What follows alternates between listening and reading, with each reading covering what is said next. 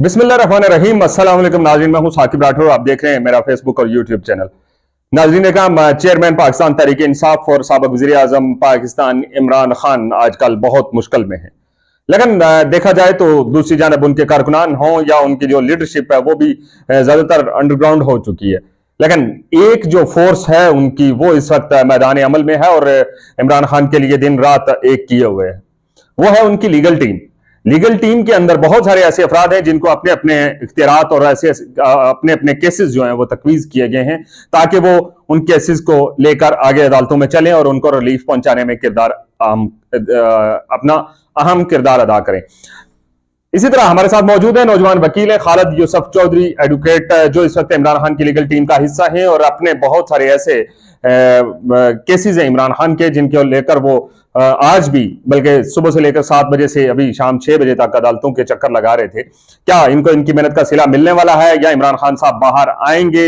अगर आएंगे तो कब तक आएंगे? कारकुनान इंतजार कर रहे हैं। सबसे पहले तो बहुत शुक्रिया खालिद साहब आपके वक्त देने का। ये बताइएगा खान साहब कब बाहर आ रहे हैं? अभी तो कोई केस ऐसा है नहीं है कि जिसके अंदर उनको जेल में रखा जा सके। इस वक्त साइफर केस के अंदर वो जेल में है, लेकिन इटसेल्फ साइफर केस कोई केस है नहीं है सवाए जेल में रखे जाने के एक बहाना। और इस वक्त वो सुप्रीम कोर्ट पहुंच चुका है साइफर केस। अब अगले हफ्ते से उसके वहां उसका वेटेज है वो डिसाइड हो जाएगा, उसकी समात शुरू हो जाएगी वहां पे और उसके बाद फिर लेकिन जहां तक हमने देखा कि आपकी जो लीगल टीम है वो दिन रात लगी हुई है और उसी लीगल टीम की वजह से गुज़श्ता दिनों हमें खबरें भी कुछ सुनने को मिली कि लीगल टीम को शायद कहीं पॉलिटिक्स के अंदर आ रही है। लेकिन हम पॉलिटिक्स से आपके बात करेंगे। इमरान खान का साइफर केस हो, इमरान खान का तोशाखाना केस हो, इमरान खान का जज धमकी केस हो और इसके अलावा 180 के करीब। अब आपके पास कौन से ऐसे केसेस हैं जिनको लेकर आप पूरा दिन मसरूफ रहते हैं? आजकल एक साइफर केस चल रहा है, सही है, और उसके अलावा फौजदारी मुकदमात में 9 मुकदमात हैं, 3 दहशतगर्दी के हैं, 6 सेशन के, उनकी जमानतों की वो चल रही है। उसके अलावा एक खातून जज धमकी केस है वो चल रहा है, और उसके बाद एक तोशाखाना केस है वो चल रहा है। इस वक्त ज्यादा केस इन केसेस पे ज्यादा फोकस है। साइफर केस कहाँ पहुंचा? साइफर केस इस वक्त वो सुप्रीम कोर्ट भी पहुंच चुका है, वहां भी उसको चैलेंज किया जा चुका है और ट्रायल कोर्ट में उसमें शहादत शुरू हो गई है। ट्रायल कोर्ट में शहादत शुरू हो गई। और तोशाखाना केस में जो पहले हमने जब केस सजा हुई उसके बाद हमने जो जजमेंट है उसको मुअत्तल करने की सदा की थी, लेकिन इस्लामाबाद हाईकोर्ट ने सिर्फ जमानत पर रिहा किया और जो जजमेंट थी तोशाखाना केस की वो मुअत्तल नहीं की थी।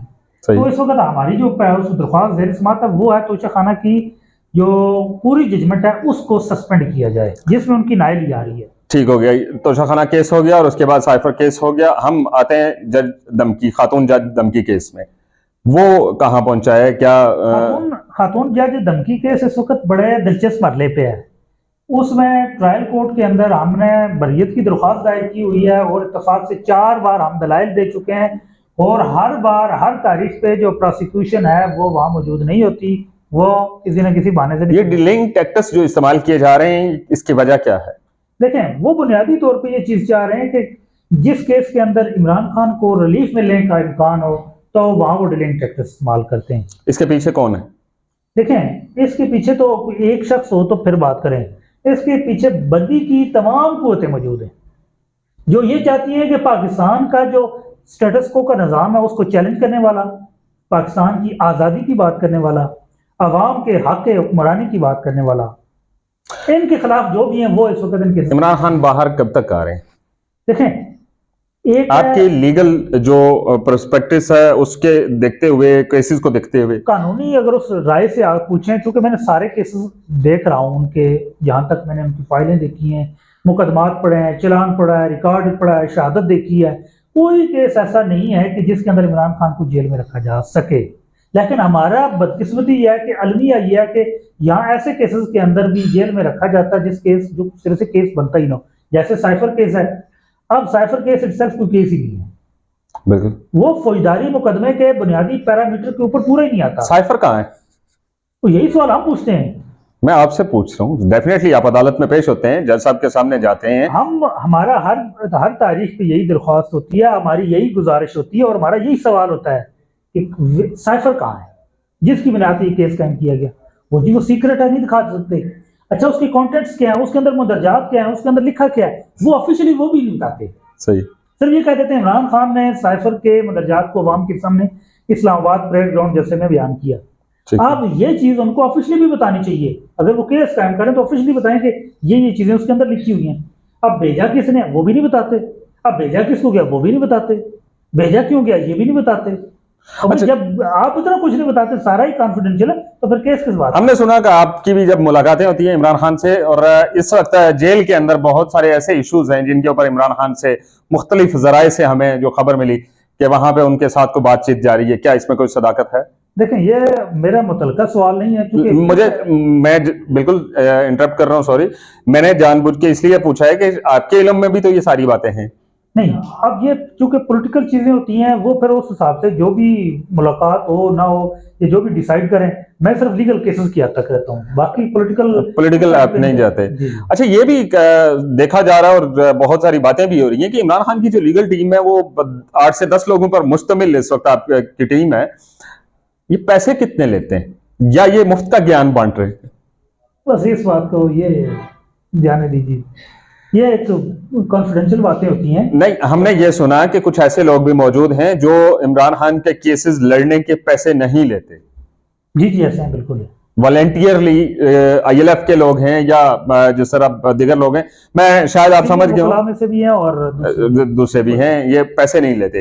अब हम उम्मीद रखें कि जो इमरान खान का वर्कर, जो सपोर्टर, जो उनका चाहने वाला है, वो इस वक्त अंडरग्राउंड हुआ है, वो कुछ रिलीफ मिलने का उसको इम्कान कहीं पे आपको नजर आ रहे हैं? अभी जो इस वक्त पाकिस्तान का सिनेरियो है ना, देखें, आपका सवाल जो बुनियादी तौर पे वो इस वक्त रिलेटेड है जो पॉलिटिकल सिचुएशन है।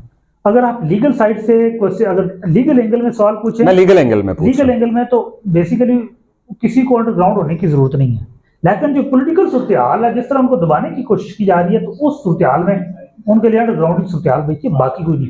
देखें, आप लीगल एंगल में, मैं इसलिए ये बात कहता हूं कि लीगल जब आप कानूनी पैराई में बात करते हैं तो फिर आप ये देखते हैं कि आया कि किसी भी शख्स के खिलाफ, कारकुन के खिलाफ, लीडर के खिलाफ कोई इतना मटेरियल मौजूद है, इतनी शहादत मौजूद है, कोई ऐसा वकूआ कोई मौजूद है जो उनको किसी क्रिमिनल केस से लिंक कर सके। तो ऐसा ना कोई वकूआ मौजूद है, ना ऐसी कोई शहादत मौजूद है, और ना ही कोई ऐसा कोई रिकॉर्ड मौजूद है जिसकी बुनियाद पर किसी लीडर को, किसी कारकुन को किसी मुकदमे के साथ मुंसलिक रखा जा सके। सवाए इसके कि अब फैसलाबाद का मुकदमा है तो उसमें एबटाबाद का जो है, हरीपुर का उमर अयूब खान भी नामजद कर दिया जाता है, उसमें इंग्लैंड में बैठा हुआ, अमेरिका में बैठा हुआ शहबाज गिल भी नामजद कर दिया जाता है। तो ये मजाक चल रहा है। कब तक जंग लड़ते रहेंगे? देखें, जब कौम जाग जाती है ना तो फिर जल्दी फैसले हो जाया करते हैं, लेकिन अभी तकलीफ बर्दाश्त करनी पड़ेगी। अभी वो खान साहब का एक मारूफ डायलॉग था कि घबराना नहीं है। हाँ, घबराना नहीं, थोड़े से दिन रह गए, वैसे बेसिकली तकलीफ के दिन थोड़े हैं, ज्यादा नहीं है। बहुत शुक्रिया खालिद साहब, आपने वक्त दिया। यकीनन आप court, supreme court, high court और उसके बाद जुडिशियल कम्प्लेक्स कभी कहीं चक्कर लगाते हैं। और मैं आज आपको बात बताऊं कि आज बड़ा इत्तेफाक से कि आज ऐसा दिन था कि नीचे की ट्रायल कोर्ट से लेके सुप्रीम कोर्ट तक इमरान खान के मुकदमात के मुख्तलिफ अमूर चल रहे थे, जिनमें आज मैं पेश हूँ।